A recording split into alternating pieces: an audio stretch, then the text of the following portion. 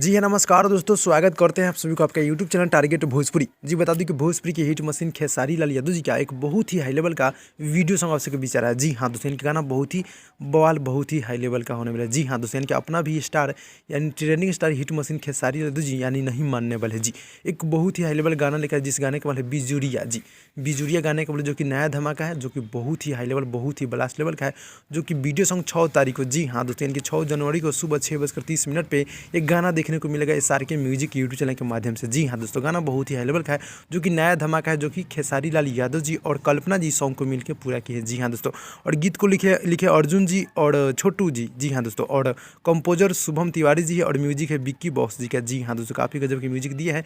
और गाना यानी कि आप सबके 6 तारीख को, जी हाँ दोस्तों, यानी कि परसों वीडियो सॉन्ग आप सबके बीच देखने को मिलेगा सुबह 6:30 पे एस आर के म्यूजिक यूट्यूब चैनल के माध्यम से। जी हाँ, तो गाना बहुत ही हाई लेवल का है, जो कि यहाँ पर ठंडी में मतलब गाना पूरी तरह से बवाल मचा देगा। आप लोग इस गाने को सुनिएगा और सपोर्ट कीजिए, गाना को ट्रेंडिंग में आप लोग बहुत ही जल्द दे देंगे। जी हाँ दोस्तों, जितने भी खेसारी फैंस आप लोग इस वीडियो को दबाकर शेयर कीजिए। मिलते हैं अगली वीडियो में, तब तक के लिए धन्यवाद।